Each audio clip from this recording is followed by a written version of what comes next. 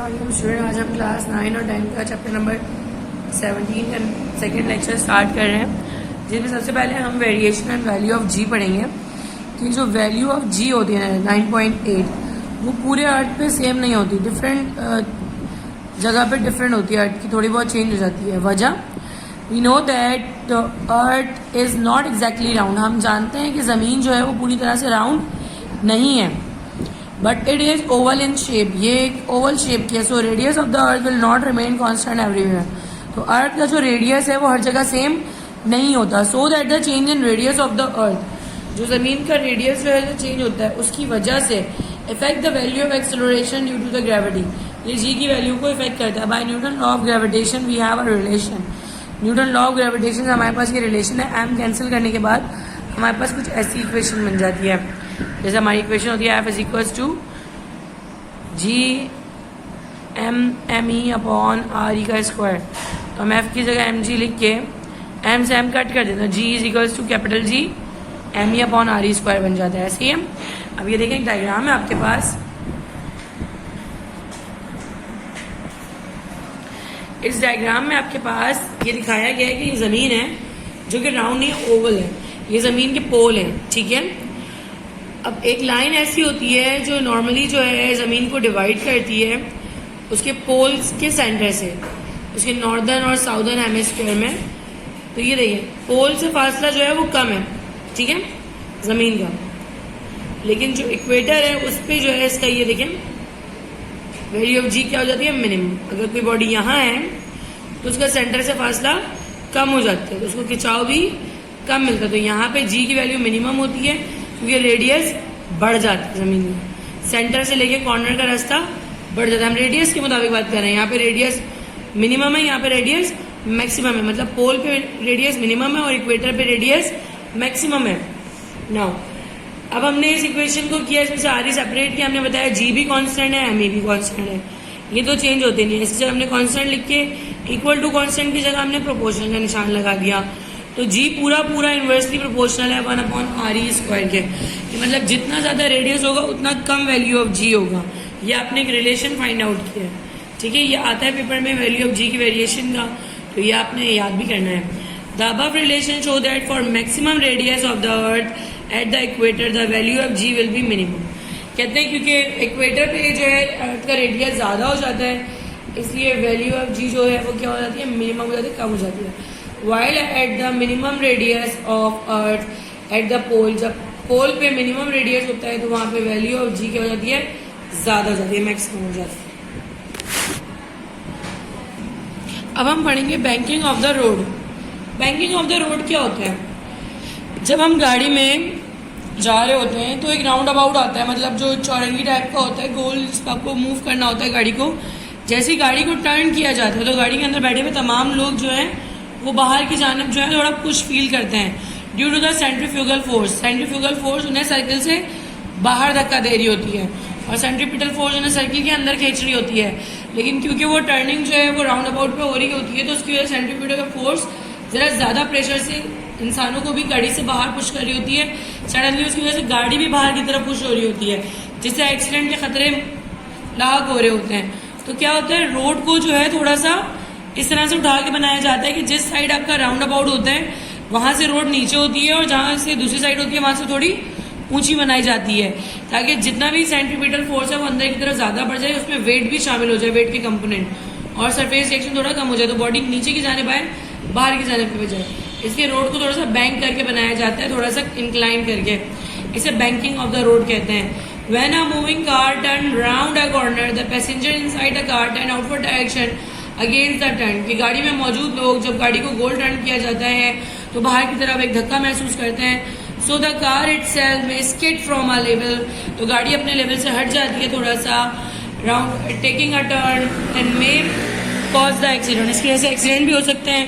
To prevent these accident and falling of passenger, इन accident से बचने के लिए, पैसेंजर के गिरने से बचने के लिए, while taking a narrow turn on a fast track, the road is raised from the outer side of the circular track.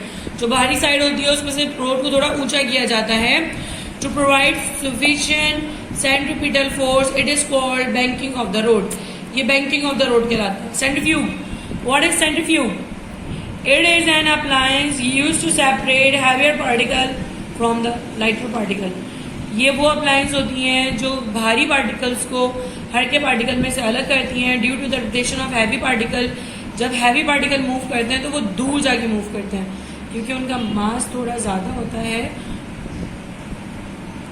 Heavy particle होते हैं वो ज़्यादा दूर जाके मूव करते हैं। वजह ये क्या है? उनका मास। क्योंकि हमारा जो फॉर्मूला है सेंट्रीपिटल फोर्स का वो होता है Fc = mv²/r, कि जितना ज़्यादा उसका मास होगा उतना ज़्यादा उसकी सेंट्रीपिटल फोर्स भी होगी। तो जो हैवी ऑब्जेक्ट होते हैं वो ज़रा दूर जाके मूव करते हैं, जो लाइटर होते हैं वो करीब होते हैं। सेंट्रीफ्यूग क्या काम करता है? दोनों पार्टिकल्स को घुमाता है। तो जितना ज़्यादा भारी पार्टिकल होता है वो उतना ज़्यादा दूर जाके घूमता है, और जैसे ही हम उसको स्टॉप करते हैं पार्टिकल अपनी अपनी जगह पे गिर जाते हैं।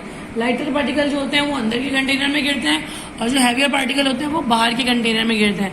तो इस तरीके से हम क्रीम और मिल्क को सेपरेट कर सकते हैं मिलकर के अंदर, क्रीम सेपरेटर के अंदर। Light particle move near to the axis of rotation, ये मैंने आपको भी समझाया।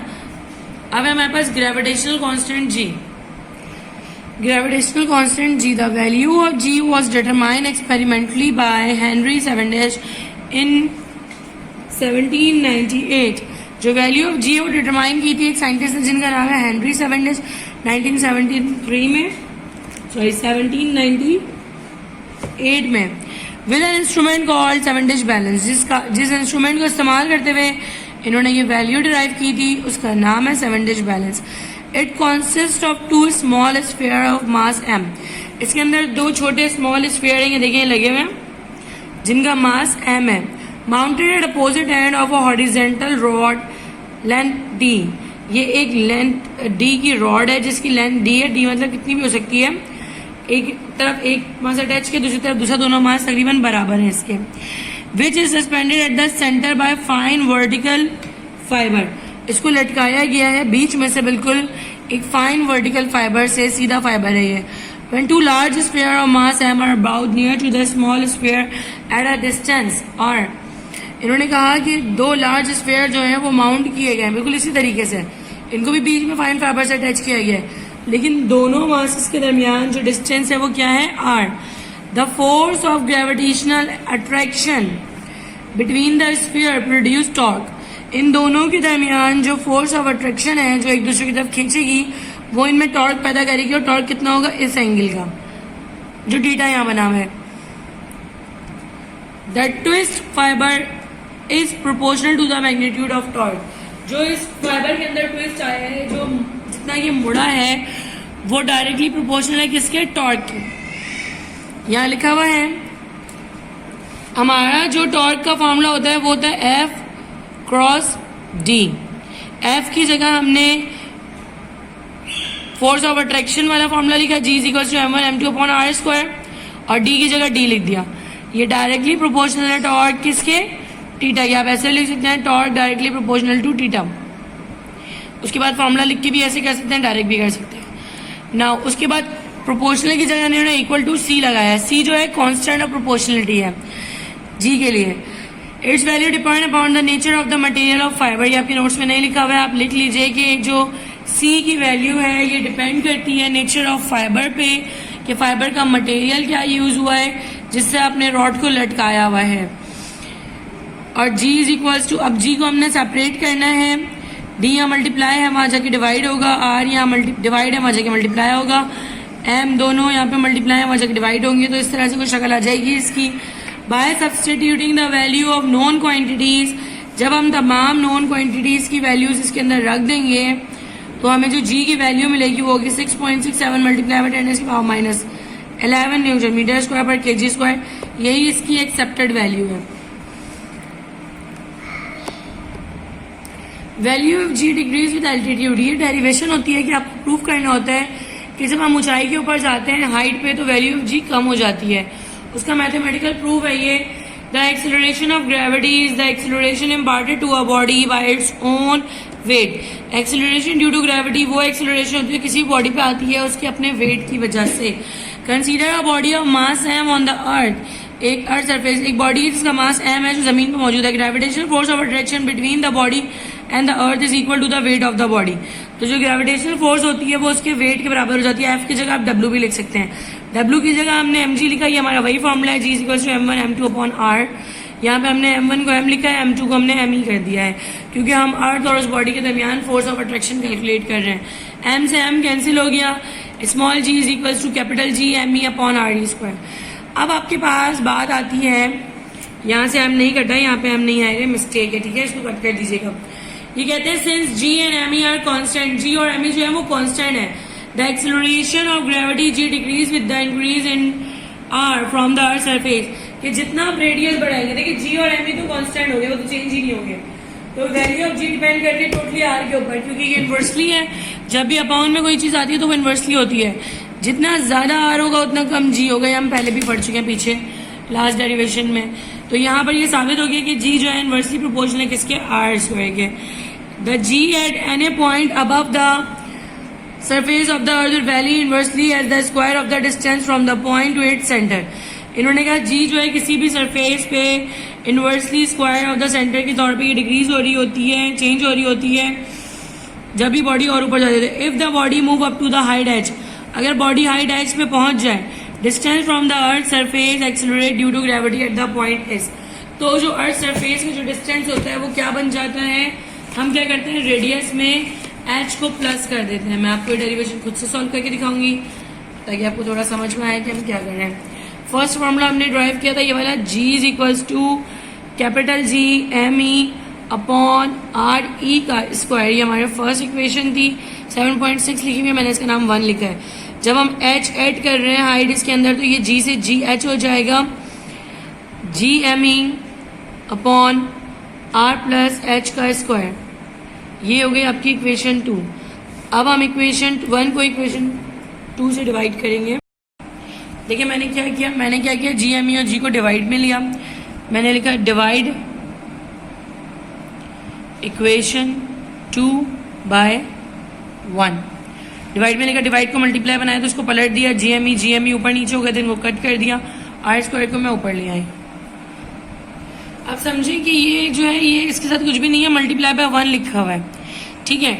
अगर मैं इस मल्टीप्लाई को डिवाइड बनाऊं, ठीक है, 1 के साथ, सपोज कीजिए इसको मैं डिवाइड बनाती हूँ तो मैं इसको पलट दूंगी, आर प्लस एच स्क्वायर को ऊपर ले आऊंगी और आर स्क्वायर को नीचे। तो मैंने यही किया, मैं इसको अपॉन में ले जाना चाह रही थी क्योंकि हमारी डेरिवेशन पूरी होने के लिए करना जरूरी है। तो 1 ऊपर आ गया, डिवाइड में आपके पास आ गया आर एच का whole square upon R square. अब होल स्क्वायर पे आप फॉर्मूला खोल दीजिए, ए प्लस बी के होल स्क्वायर वाला, इसको ए मान लें, इसको बी मान लीजिए, क्या हो जाएगा, ये 1 upon R square plus 2RH plus H square, ऐसे ही है, और नीचे सबके आ गया आर स्क्वायर। अब मैं क्या करूंगी, इस फॉर्मूले को, इस नीचे वाले कॉमन आर को सेपरेट करूंगी सबके साथ, ठीक है। नाउ मेरे पास कुछ इस तरीके से बन गया, ये G H upon G 1 upon R square plus 2 R H plus H, सबके नीचे आर स्क्वायर मैंने अलग अलग से दे दिया, ठीक है। ये मैंने आर स्क्वायर से आर स्क्वायर कट कर दिया, यहां बचा 1 2 R H upon R square plus 2 H square upon R square. यह आर से इसका स्क्वायर भी कैंसिल हो गया, खाली आर बचा है आपके पास यहाँ, ठीक है। अब इसके बाद क्योंकि h बहुत स्मॉल है, h की वैल्यू बहुत छोटी है, सही है, r के मुकाबले में r बहुत बड़ा है, रेडियस ऑफ अर्थ है, h सिर्फ हाइट है, तो h स्क्वायर की वैल्यू अपॉन r हम निग्लेक्ट कर सकते हैं। क्या कर सकते हैं, निग्लेक्ट कर सकते हैं, क्योंकि h अपॉन r की वैल्यू बहुत ज़्यादा छोटी हो जाएगी। यहाँ लिख सकते हैं h square upon r square negligible, इसको हम निग्लेक्ट कर रहे हैं। तो हमारे पास बचा 1 upon 1 plus 2h upon r, ये बच गया, क्योंकि हम h की जो पावर है उसको निग्लेक्ट कर देंगे। अब ये हमारे पास नीचे पूरा प्लस में है, ठीक है, ऊपर आएगा तो पूरा क्या हो जाएगा, माइनस। तो मैंने लिखा G H upon G is equals to 1 plus 2h upon r, inverse हो गया। अब जब हम इनवर्स का फॉर्मूला खोलते हैं, ये जी यहाँ डिवाइड है, यहाँ की क्या होगा, मल्टीप्लाई, नीचे वाला जी यहाँ डिवाइड है, यहाँ की मल्टीप्लाई होगा, इनवर्स के जब भी हम फॉर्मूला खोलते हैं तो एक प्लस और एक माइनस लगाते हैं, तो ये -2h आ रहा है, और मजीद पावर होती तो ये और आगे जाता। अभी आगे नहीं जाएगा, हमने इनवर्स का फॉर्मूला खोला। या हम इंटर में सीखेंगे हम किस तरह इसको अप्लाई करते हैं। इनवर्स की वजह से जब हम ओपन करते हैं तो एक प्लस और एक माइनस में ही हमारा बनता है। The term containing higher power of h upon r negligible, यहाँ लिखा हुआ h अपॉन r की हायर पावर जो है वो निग्लेक्ट कर दी जाती है। यहाँ देखिए, ठीक है, तो हमारे यही पे इसका आंसर है। हम इसको मजीद पावर में नहीं लेके जाएंगे। This equation show that greater the value have h be smaller is the value of g। जितनी वैल्यू ऑफ h बड़ी होगी उतनी ज्यादा वैल्यू ऑफ g छोटी होगी, डिक्रीज विद द एल्टीट्यूड। ये शो कर रहा है ऊंचाई पे जाते जाते हमारा g की वैल्यू कम हो जाती है। अब हम पढ़ेंगे आर्टिफिशियल सैटेलाइट। अब हम पढ़ रहे हैं artificial satellite in the universe.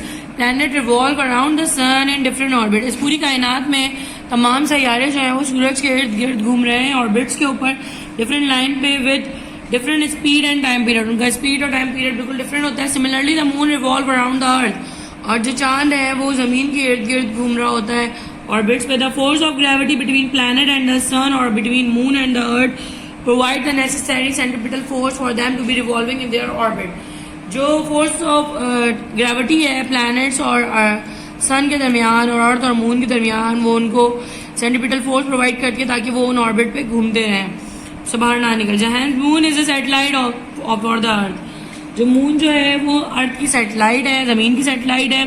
Many artificial satellite for different purposes, बहुत सारी आर्टिफिशियल सैटेलाइट्स अलग अलग मकसद के लिए लॉन्च्ड अराउंड द अर्थ, जो अराउंड द अर्थ जो है लॉन्च की गई हैं with the help of multi stage rockets. जो मल्टी स्टेज रॉकेट की मदद से डिफरेंट रॉकेट हम छोड़ देते हैं खला में, उनको फ्यूल भी पहुंचाते रहते हैं, वो वहाँ पे रहते हैं, वो हमारी सैटेलाइट होती हैं। हर चैनल की अलग सैटेलाइट होती है और वो सैटेलाइट काम कर रही होती है, सिग्नल छोड़ रही होती है, वहाँ से कैच किए जाते हैं। हम ये स्पेस में ही छोड़ते हैं जहाँ से पूरी दुनिया से कैच कर रही होती है। तो डिफरेंट तरह की सैटेलाइट डिफरेंट पर्पज के लिए हमने स्पेस में छोड़ी हुई है। ऑर्बिटल वेलोसिटी, अब ये लास्ट डेरिवेशन है इस चैप्टर की, ऑर्बिटल वेलोसिटी। इसको फोकस कीजिएगा जरा। Consider a satellite of mass m, एक सैटेलाइट है उसका मास m है, moving in an orbit of radius r। Satellite भी ऑर्बिट में मूव करती है जिसका रेडियस क्या है r, with the velocity v around the earth, जिसकी वेलोसिटी v है और वो अर्थ के इर्द घूम रही है। The gravitational force of attraction between the satellite and the earth provide necessary centripetal force. जो ग्रेविटेशनल फोर्स ऑफ अट्रैक्शन है सैटेलाइट और अर्थ के दरमियान, वो नेसेसरी सेंट्रीपिटल फोर्स प्रोवाइड कर रही होती है। If m is the mass of the earth, m जो है मास ऑफ द अर्थ है, देन ग्रेविटेशनल फोर्स, जो ग्रेविटेशनल फोर्स है वो gm अपॉन r स्क्वायर होगी। मैंने फॉर्मूला लिखा है वही, F is equal to gm1 m2 upon r square वाला। एंड द सेंट्रीपिटल फोर्स, ये सेंट्रीपिटल फोर्स का फॉर्मूला FC का mv स्क्वायर अपॉन r। एक फॉर्मूला हमने लॉ ऑफ यूनिवर्सल ग्रेविटेशन वाली फोर्स का लिखा है और एक हमने सेंट्रीपिटल फोर्स का लिखा है। दोनों फोर्सेस हैं, दोनों को हमने इक्वेट कर दिया, इक्वल टू किधर ले आए। एक m से एक m कट कर दिया, एक r से एक स्क्वायर कैंसिल हो गया, यहाँ बचा v स्क्वायर, ये r यहाँ से कट होगी, इधर बचा है, ठीक है। यहाँ v स्क्वायर बचा खाली gme अपॉन r। ये आपका एक फॉर्मूला हो गया, v square is equal to gme upon r। If g is the acceleration due to the gravity at the position of the satellite, then mg, g जो है वो सैटेलाइट ग्रेविटी की वजह से है, तो पोजीशन ऑफ द सैटेलाइट जो है वो कैसे होगी। फोर्स लगाई हमने mg की जगह, m is equal to m से m कट किया, यहाँ बचा g, एक r यहाँ डिवाइड था, r लगे यहाँ हमने मल्टीप्लाई किया। अब मैं इस फॉर्मूले को इसकी सूरत में बना रही हूँ, इसमें मैं v स्क्वायर तो नहीं बना सकती, इसकी मैं ये वाली साइड बनाने की कोशिश कर रही हूँ। तो हमने पहले जो था सेंट्रीपिटल फोर्स और ग्रेविटेशनल फोर्स को कंपेयर किया था, अभी हम ग्रेविटेशनल फोर्स और वेट को कंपेयर कर रहे हैं। वेट मतलब mg, F is equal to mg वाला, वहां हमने mv स्क्वायर अपॉन r लगाया था, यहाँ पे mg लगाया है, वहां पे भी m से m कट हुआ था, यहाँ पे भी m से m कट कर दिया। ये एक काम था, ये दूसरा काम हो रहा है, ठीक है। अब आपके पास यहाँ g बचा, लेकिन यहाँ पे gme r स्क्वायर है, यहाँ पे gme r है।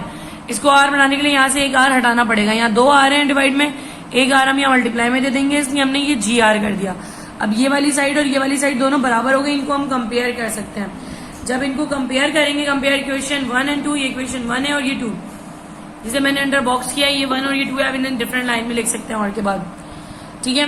नाउ अब मैंने इनको कंपेयर किया तो ये v स्क्वायर और gr बराबर आ गया, v स्क्वायर तो जाके अंडर रूट हो गया gr, if the satellite revolve near to the surface of the earth R is equal to R E. अगर सैटेलाइट अर्थ के बहुत करीब होती है तो हम आर को रेडियस ऑफ अर्थ मान लेते हैं, तो सिर्फ वी की वैल्यू डिपेंड करती है जी के ऊपर। रेडियस ऑफ अर्थ हमारा समथिंग है 8 पॉइंट समथिंग है, तो हम उसको काउंट कर लेते हैं और जी से मल्टीप्लाई करते हैं, तो हमें ये आंसर मिलता है। That is our derivation. मैं उसको सिंपल तरीके से भी करके बता दूं कि बच्चे बाद में बोले कि मिसेस जो हमें पढ़ा रही थी करके तो दिखाई नहीं। तो मैं आपको बता रही हूँ, पहले हम दो फोर्सेस को कंपेयर करेंगे। फोर्स ऑफ ग्रेविटेशनल फोर्स, मैंने लिखा ग्रेविटेशनल फोर्स, इसका फॉर्मूला होता है GMME अपॉन आर स्क्वायर। फिर है सेंट्रीपिटल फोर्स, इसका फॉर्मूला होता है MV स्क्वायर अपॉन आर। इसका पहला काम इन दोनों को कंपेयर कर रहे हैं, इसको 1 कह दें, इसको 2 कह दें, कंपेयर कर दें 1 और 2। ठीक है, जब मैं इनको कंपेयर करूंगी तो इनकी जो सेम साइड है दोनों तरफ फोर्स है। एक तरफ मैं ले लूंगी MV स्क्वायर अपॉन आर, एक तरफ मैं ले रही हूँ GMME अपॉन आर स्क्वायर। ठीक है, एक M से एक M कट, एक R से एक स्क्वायर कट, V स्क्वायर आ गया आपका बराबर GME अपॉन आर।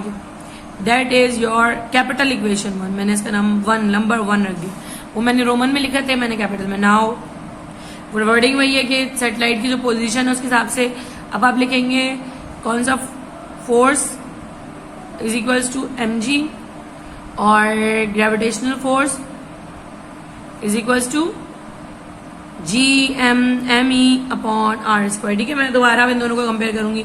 इसको मैंने 3 दे दिया, इसको मैंने 4 दे दिया। कंपेयर 3 and 4, कंपेयर 3 and एक को मैंने F is equals to mg दे दिया है और एक को मैंने F is equals to MME upon R square दिया है। 3 and 4, तो मैंने यहाँ लिखा mg बराबर है GMME upon R square, M से M कट। ठीक है, ये मुझे बिल्कुल ऐसे चाहिए था, लेकिन इसमें एक R ज्यादा है यहाँ पे डिवाइड में, तो वो लाके मैं यहाँ मल्टीप्लाई करा दूंगी। GR is equals to GME upon R. अब ये हो गया मेरा कैपिटल में नंबर, फुल नंबर में लिखा है 2। अब मैं लिखूंगी compare equation 1, number 1 and number 2। तो एक तरफ आ गया V स्क्वायर, एक तरफ आ गया GR स्क्वायर को जब मैं रूट बनाऊंगी तो VGR हो जाएगा, और जब ये R सैटेलाइट अर्थ के करीब आ जाएगी तो ये R कैपिटल R ही बन जाएगा। ठीक है, ये आपकी डेरिवेशन है, ये हो गई कंप्लीट। बिल्कुल इसी तरीके से आप इसको समझने की कोशिश कीजिए। तो इसका फुल लुक भी देख लीजिए। ये हमारा चैप्टर भी कंप्लीट हो गया है। Thank you so much. Allah Hafiz.